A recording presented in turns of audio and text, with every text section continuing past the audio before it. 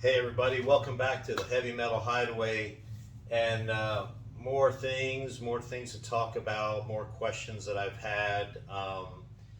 So let's get right to it.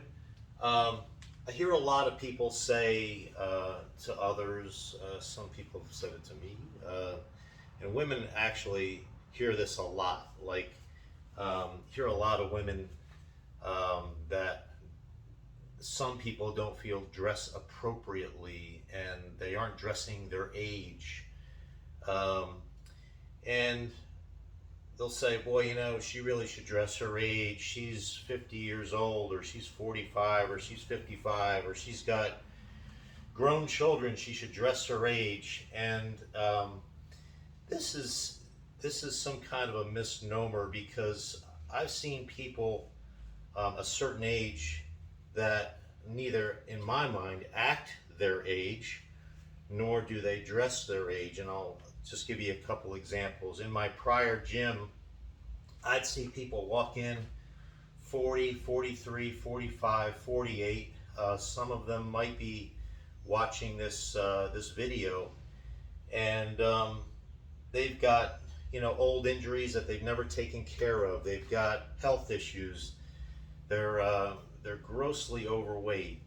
They haven't really addressed the issues that they need to address to get healthy and to feel healthy and feel vigorous and do things that they might otherwise be able to do.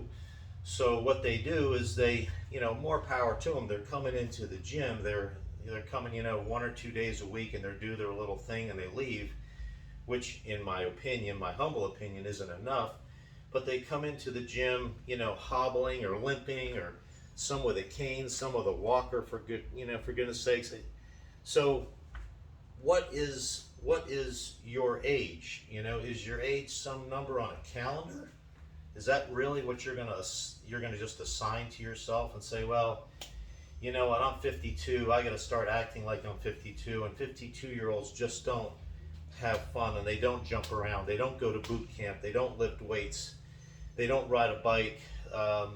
They sit on a couch and they watch TV and they grow old gracefully, which is a bunch of horse shit, pardon my French. Growing old gracefully. I don't plan on growing old gracefully. I plan on growing old fighting it all the way. But you need to, in my opinion, create the you that you want to be, not the you that you are settling on because you think you need to be doing age appropriate things or wearing age appropriate clothing. If you're a guy and you do heavy leg days like I do, and you're proud of your results, you don't want to dress like a 65-year-old man. You don't want to dress like you're 70. You want to show off what you've been working for because you've worked hard for it. You're eating better. You're working out. You're putting the time in. You're putting the work in. You feel great. You want to go out and take a run, maybe around a park a couple times. And there's no need for you to look your age. You might feel like you're 30, 35. In working out for the last 32 years, I kind of feel right now that I'm stronger and able to do things now that I could never do when I was 35. And I'm turning 62 in May. So this is all crap, okay? Women, if you can rock a mini skirt and you can look great with a halter top, and that makes you feel good and you look good, and people turn around and they say, wow, look at her, do it. If it makes you feel good, that's the most important thing. And this is going to roll right over into my next final point. And my final point about this is that you have to always be the most important thing to you. All this stuff about putting someone else first and this one first, that's all very noble and fine. But for men and women who are running a family, who have families, who have kids, you have to put yourself first, because if you don't, and your part of that chain link fails, like you're the weak link in the chain, keeping the family together and getting stuff done for the family, if your link fails, guess what? The family fails. If it's in business, your business fails. So you have to keep yourself, number one, healthy, strong, so that you don't fail. And when that happens and you get yourself to that point, then you can reach out and bring everyone else up. Okay? That's kind of rolls into this a little bit. Act your age, dress your age, and you are number one to you. You have to be. The other thing is, I saw a couple questions on another site. Someone is having questions about personal trainers, and obviously I'm a personal trainer. I train a few people. I've trained hundreds over my career as such, and of course I believe in personal training. I think those, especially in the first year or so or 2 years of their gym experience, should definitely get a personal trainer. Reach back, get a personal trainer. That's how you learn things. Certainly how you learn the right way to do things. You're not going to be doing your cardio first and your weights second. You're not going to be doing weird moves and dropping weights. You're going to learn a little bit about gym etiquette, hopefully, and you're going to get much better results, much faster results. So the things, I just want to go over a few things that when you seek out a personal trainer, things that you should be looking for. It's not just a certification. Everybody's got a certification of some sort, right? So I have 2 different certifications for personal training, and I have a couple more for special populations and another one for nutrition.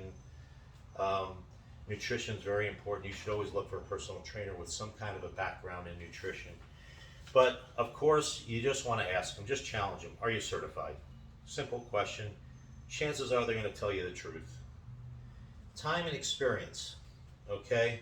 In lifting weights, bodybuilding, I have about 32 years experience. Training people, about 12. Doing things right as far as contests and competing, about 10 for myself. So that's good to know. That's like important to know. A 22-year-old or a 21-year-old fresh out of school happens to have a certification, put some YouTube videos up. Sorry, practice makes perfect. Practice makes you a better trainer. Putting your knowledge into practice is what is going to be beneficial to the people that train with them, okay? Second is, or third rather, is clients' recommendations. It's okay to ask, hey, do you have a couple clients you could direct me to that might be able to give me a recommendation to you? Great question. I recommend doing that. Clients' results. If you see that they have clients and they're not getting results, they're the same as they were 5, 6, 8, 10 years ago, then maybe the trainer's not that great, or maybe the person being trained really doesn't have a serious interest in being trained. They just kind of think it's cool and want to come in and have a social time. I don't know. That happens as well. Appearance. Does your trainer look like a trainer? And so many don't. Again, they get their certification. They're unable to put their knowledge into practice for themselves. And so, because they have the piece of paper that certifies them, they think they're good. But you look at them and say, well, you may be certified, you may be a trainer, but I don't see it. I'm sorry, it's kind of an insult to put it that way, but if you don't see the person putting their knowledge into practice for themselves, kind of tells you something. And finally, personality. You have to jive with your trainer, because you're going to be with this person for 45 minutes, an hour, or longer, 2-3 times a week, maybe 4 times a week. And if you can't get along, if there's an uneasiness, if there's something wrong with the personality and the chemistry, you're going to have a miserable time. It's not going to be a pleasurable experience. You're not going to feel motivated to go see the person. You're going to fall off quickly because they're just too hard on you, or you just don't have enough to talk about. They're not a good conversationalist. Yes, you got to talk a little bit, guys. You have to be able to have a conversation with your clients. You can't just say, okay, next exercise, 5 sets of 12. You can't do that. I mean, you have to be able to have some kind of intelligent conversation that everybody maybe can laugh once in a while and enjoy, so that they enjoy their time with you. All right?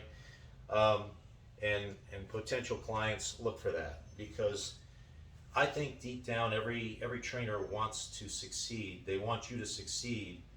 So for you to go like 3, 4, 8, 10 times and say, you know what, I'm just not getting anything out of this, it's not enjoyable, that's not really what they want. They want a client that's going to last, month after month after month, year after year, because it's good for them and it's also good for you. Okay? That's it today from the Heavy Metal Hideaway. I hope you had a good time. It is April. I am married as of last Saturday.